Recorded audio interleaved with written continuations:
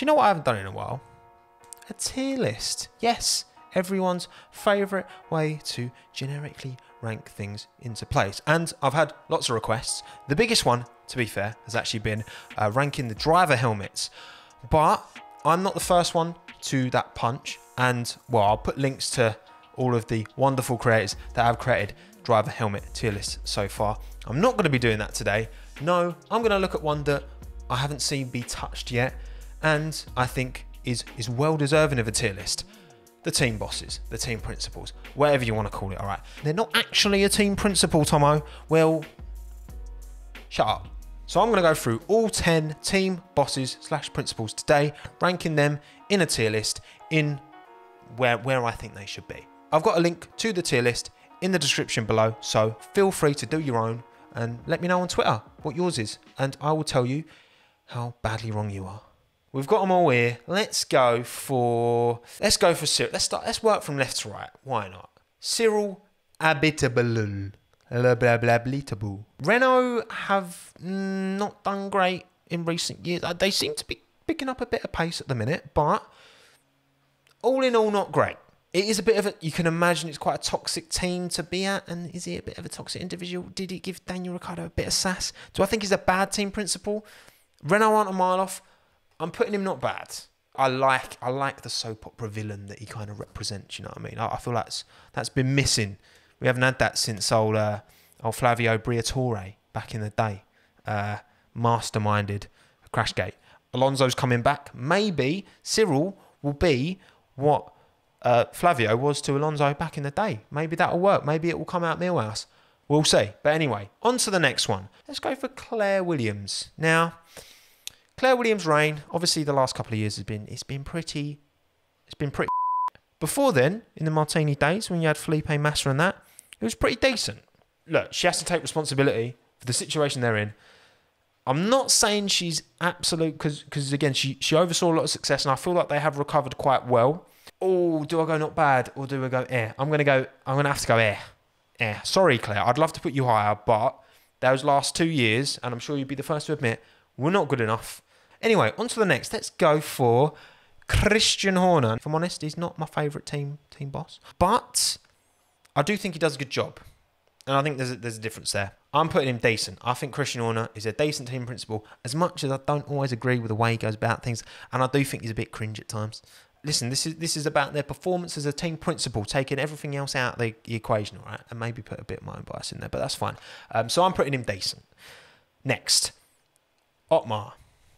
Now, I think Otmar's been there for ages, through the Racing Point days. So, you know what? They've always massively overachieved, given their kind of resource and budget. Decent. Iconic's a big word to put up there. Is Otmar iconic? Nah, fuck. I'm going iconic. I'm going Otmar iconic. That's the big shout, I think, in this tier list. Honestly, when you think how much they've achieved with the limited resources at Force India, which then became Racing Point and will become Aston Martin, how I feel like they've pretty consistently smashed it. All things considered, Otmar deserves icon status. Okay, yes, he took a lot of pictures of the Mercedes last year, but you know what? Fair play to him. You know what I mean? He played the game, and you know they've kind of got away with it. And you know what I mean? Like, rules are rules, and if they managed to get away with what they did, then and they got a good car, like finesse. Okay, on to, let's go for Mr. Frederic Vasseur. Now, Alfa Romeo haven't been great. Fred Vasseur has been in the sport a long time. I probably should put a bit more respect on his name, but I'm going not bad. You don't see much of Fred, so it's hard to kind of judge, and looking at the results, they've just not been good enough. Let's go with Mattia Binotto. Mattia Binotto. Now, Ferrari are having a bad at the moment, aren't they? They're really having a bad. Bear in mind that Mattia was there throughout Schumacher's domination in the kind of early to mid 2000s. He's been at Ferrari for a long time. From a technical point of view, he knows his stuff. But this is a team principal ranking.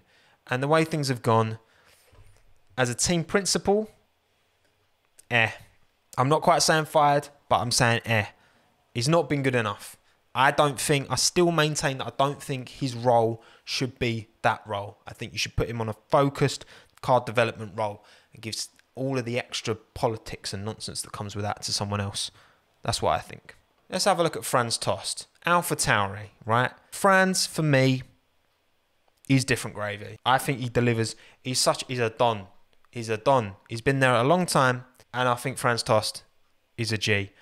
I'm putting him decent. I think Franz Tost is a decent little team boss. Again, when you take all things into consideration and how they're never going to outperform Red Bull, they've developed a decent car this year, AlphaTauri. They could, if Ferrari ain't careful, Alpha could get them because Pierre's on fire. 3 big personalities here.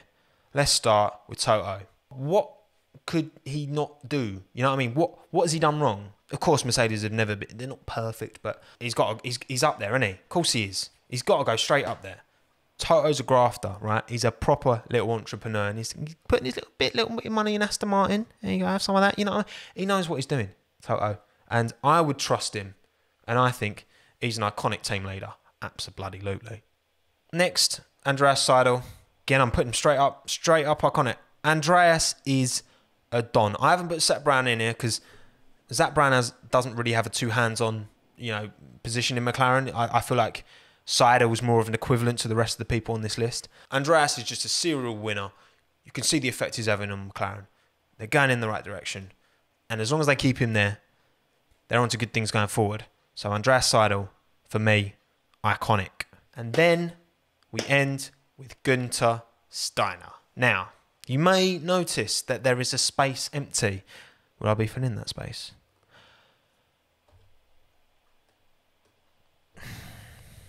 Now, look, we all can laugh and joke and Günther. And look, yes, the Drive to Survive, Günther, yeah, he gets funny and it's got a funny accent, blah, blah, blah. Look, I'm just looking at this objectively, right, and taking all that other nonsense out of it. Haas, since they started, they came in, great start. Lots of nice, lovely Ferrari parts, boom, lovely, job done, good. And since then, it's just been going downhill from there on. And again, who does that buck sit with? Günther. You never know what truly happens, but the way he comes across, he doesn't come across as a very, very nice man to work for. I do feel like, from what I've seen, he's been a bit of a bully at times to his staff. And look, you can laugh and joke about it all you like, but Gene Haas is sticking with him. Do I think that's the right call going forward? No. I don't think he's going to take the team forward, honestly, objectively. I don't rate Günther. And he's funny. Yes, he's funny. Sure. But this would be a totally different list. So that's my F1 team principal tier list. Again, link in the description. Clickety-click. Do your own. Let me know on Twitter and I'll tell you why you're wrong. Thank you very much as ever for watching. I much appreciate you taking the time. My name is Tommo. This is the Tommo F1 YouTube channel. It has been a pleasure. Thanks again. Have a good one. Ta-da.